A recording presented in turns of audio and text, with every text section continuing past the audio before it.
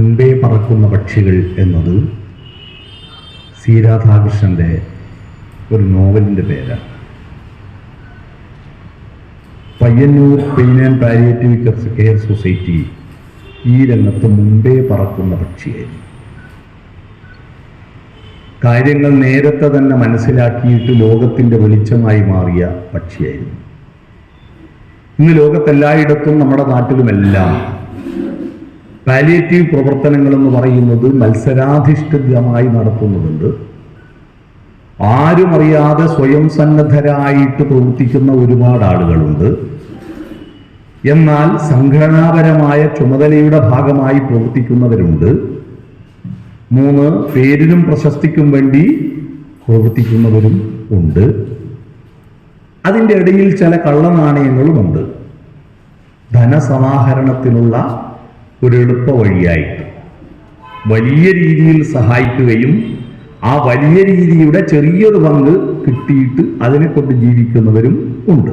അങ്ങനെ പല വിധത്തിൽ പാലിയേറ്റീവ് പ്രവർത്തനങ്ങൾ ഇന്ന് വ്യാപകമാണ്. പക്ഷെ ആ വ്യാപകമായ പ്രവർത്തനങ്ങളിൽ നിന്നെല്ലാം ഇതെല്ലാം തുടങ്ങുന്നതിന് മുമ്പ് ഇത്തരത്തിലൊരു വിഷയമുണ്ടെന്ന് ലോകത്തെ ബോധ്യപ്പെടുത്തി സ്വയം സന്നദ്ധരായി പ്രവർത്തിക്കാൻ തുടങ്ങി 10-20 വർഷമായിട്ട് ഇവിടെ പ്രവർത്തിക്കുന്ന ഒരു സംഘടനയാണ് Payyanur pain and palliative care society. അതിന് നേതൃത്വപരമായി പങ്കുവഹിക്കുന്ന മുഴുവൻ ആളുകളെയും ഞാൻ ഹൃദയം നിറഞ്ഞ് അഭിനന്ദിക്കാൻ ഈ അവസരം ഉപയോഗപ്പെടുത്തുന്നു. പെയിൻ എന്ന വാക്ക്, വേദന എന്ന വാക്ക് 2 വിധത്തിലുണ്ട്. പ്രചോദിത കമ്പനം എന്നൊരു പ്രയോഗം സയൻസിലുണ്ട്, കേട്ടിട്ടുണ്ടോ? ട്യൂണിംഗ് ഫോർക്കിൻ്റെ പ്രചോദിത കമ്പനത്തെക്കുറിച്ച് നമ്മൾ പറയാറുണ്ട്. ഇത് കലാസ്വാദനത്തിൽ നിന്ന് ഉയർന്നു വന്ന മനസ്സിൻ്റെ കമ്പനമാണ്. മറ്റൊരാളുടെ സങ്കടത്തെയും സന്തോഷത്തെയും അത്ഭുതങ്ങളെയും നാടകീയതയും പൊതുസദസ്സിൻ്റെ മുന്നിൽ അവതരിപ്പിക്കുകയും അത് കണ്ടിട്ട് വേദനിക്കുകയും ചിരിക്കുകയും ചെയ്യുന്ന ആസ്വാദന ത്വരയുള്ളത് കൊണ്ടാണ് മനുഷ്യൻ മറ്റു മൃഗാദി ജന്തുക്കളിൽ നിന്ന് വ്യത്യസ്തനായത്. മറ്റൊരാളുടെ സങ്കടം നമ്മൾ നോക്കൂ, കരച്ചിൽ എന്ന് പറയുന്നത് പെയിൻ, മറ്റൊരാളുടെ പെയിൻ കണ്ടിട്ട് നമുക്ക് പെയിൻ ഉണ്ടാകുമ്പോഴാണ് നമ്മൾ കരയുന്നത്. നമ്മുടെ കരച്ചിൽ, ലോകത്ത് ഏറ്റവും കൂടുതൽ ആളുകൾ കരയുന്നത് അവനവൻ്റെ വേദന കൊണ്ടല്ല. ആണോ? അവനവൻ്റെ വേദന കൊണ്ട് കരയുന്നവരുടെ 1000 ഇരട്ടി മറ്റുള്ളവരുടെ വേദന കണ്ട് കരയുന്നവരുടേതായതുകൊണ്ടാണ് മനുഷ്യ സമൂഹം ഇത്രയും മഹത്തരമായത്. നമ്മളൊരു സിനിമ കാണുമ്പോൾ, ഒരു നാടകം കാണുമ്പോൾ, ഇന്നലെ ഞാൻ രാത്രിയിൽ ഒരു നാടകം കണ്ട്, ഒരു നാടകമേള പിണറായിയിൽ നാടകമേള കണ്ട് അത് ഉദ്ഘാടനം ഞാനായിരുന്നു. അത് കഴിഞ്ഞിട്ട് ആദ്യത്തെ നാടകം കാണാൻ ഞാൻ അവിടെ വന്നിരുന്നു. അവാർഡ് നേടിയ ഒരു നാടക കലാകാരൻ ജീവിക്കാൻ നിവൃത്തിയില്ലാതെ അവസാനം തൻ്റെ അവാർഡ് കിട്ടിയ സ്വർണ്ണ മെഡലുകൾ പോലും കൊണ്ടുപോയിട്ട് പണയം വെക്കുമ്പോൾ ഉണ്ടാകുന്ന ആ വേദന അവതരിപ്പിക്കുമ്പോൾ ഞാനിങ്ങനെ എൻ്റെ അപ്പുറത്തും ഇപ്പുറത്തും ഇങ്ങനെ നിന്ന് നോക്കുകയായിരുന്നു. സ്ത്രീകളെല്ലാം നന്നായി കരയുന്നുണ്ട്, പുരുഷന്മാർ കാർക്കിച്ച് തുപ്പുന്നുണ്ട്. കാരണം കരയാൻ നമുക്കൊറ്റ മാർഗ്ഗമേ ഉള്ളൂ, കണ്ണെന്ന് വെള്ളമൊലിപ്പിക്കുക. പക്ഷെ കണ്ണിനും മൂക്കിനും കൂടി ഒരു ഗേറ്റേ പിടിപ്പിച്ചിട്ടുള്ളൂ. അതാണ് നമ്മുടെ പ്രകൃതിയിൽ ഉള്ളൊരബദ്ധം, സൃഷ്ടിയിൽ പറ്റിയൊരബദ്ധം. കണ്ണിനും മൂക്കിനും കൂടി ഒറ്റ ഗേറ്റാണ്. കണ്ണിൻ്റെ ഗേറ്റ് തുറക്കുമ്പോൾ ഓട്ടോമാറ്റിക്കായി മൂക്കിലൂടെ വെള്ളം ചാടും. അപ്പോൾ മൂക്കിലെ വെള്ളം വലിച്ചു കയറ്റുമ്പോഴാണ് അടുത്തിരിക്കുന്ന ആൾ അറിയാം ഞാൻ കരയുന്നുണ്ടെന്ന്. അപ്പോൾ സ്ത്രീകൾക്ക് അതിലൊരു സങ്കടമില്ല, അവർ വലിച്ചു കയറ്റി. പക്ഷെ പുരുഷന്മാർക്ക് വലിച്ചു കയറ്റുമ്പോൾ ഡീസൻറ്റ് പോഷല്ലേ എന്ന് വിചാരിച്ചിട്ട് അവർ ഇങ്ങനെ ആക്കി മേലോട്ട് എടുത്തിട്ട് കാക്കിച്ച് തുപ്പി. അതാണ് കരയുകയായിരുന്നു. ആകാശദൂത് എന്ന് പറയുന്ന പഴയൊരു സിനിമയുണ്ട്. ആ സിനിമ കണ്ടിട്ട് കരയാത്തവർ മലയാളികൾ ഉണ്ടാവില്ല. എങ്ങനെയാണ് ഈ കരച്ചിൽ വന്നത്? സഹൃദയത്വം എന്ന വാക്ക് അവിടെയാണ്. മറ്റൊരാളുടെ ഹൃദയത്തിൻ്റെ വികാരങ്ങളോട് സമാനമായ വികാരങ്ങൾ ഏറ്റുവാങ്ങുന്നവനെയാണ് സഹൃദയൻ എന്ന് പറയുക.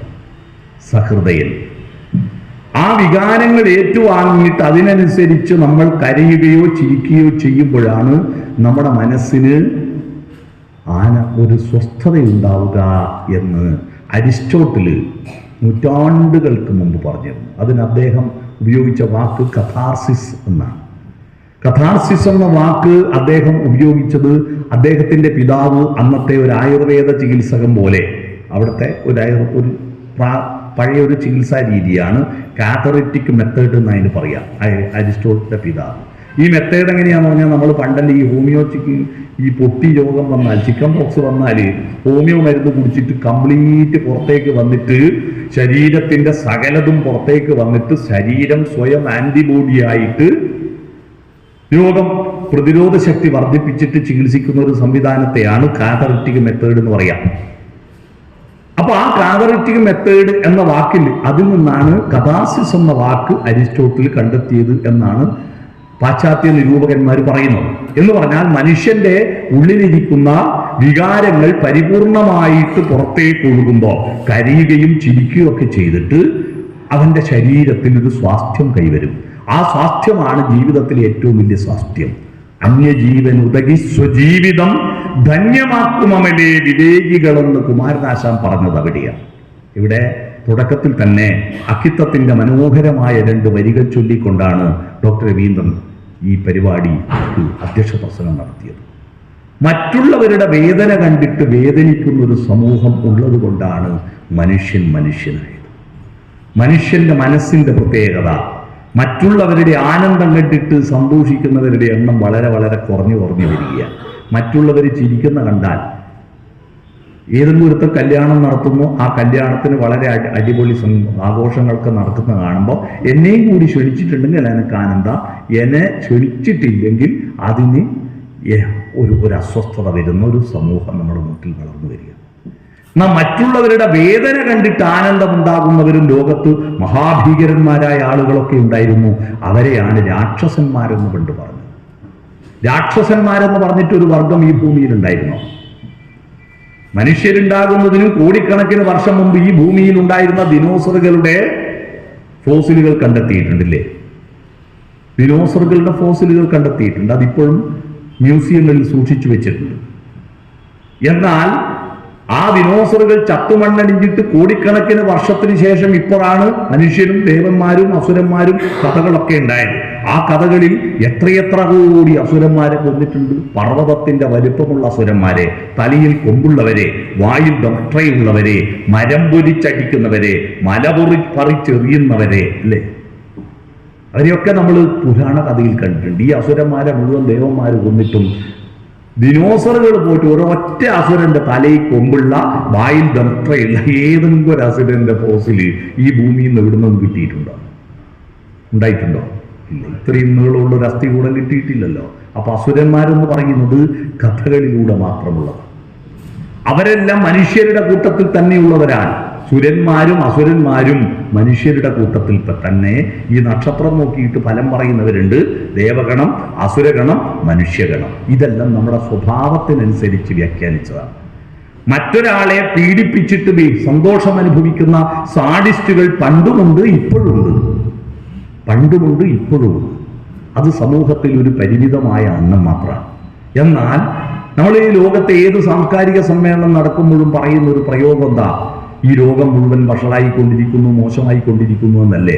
എനിക്ക് അഭിപ്രായമില്ല. പണ്ടത്തേതിനേക്കാൾ ലോകം കുറച്ചുകൂടി മെച്ചമാണ്.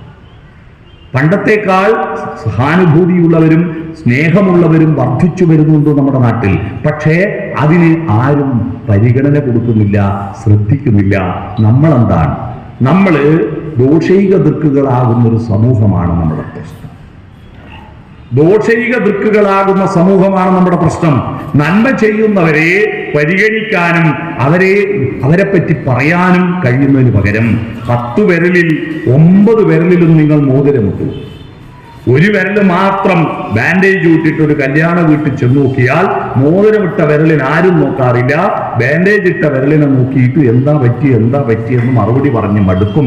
ഞാൻ കഴിഞ്ഞ ദിവസം കണ്ട ഒരു കല്യാണ വീട്ടിൽ ഒരുത്തൻ ഒരു പ്ലക്കാർഡും പിടിച്ചിങ്ങനെ നിൽക്കുക. ആ പ്ലക്കാർഡിൽ ഒരു കൈ കഴുത്തിൽ ഇങ്ങനെ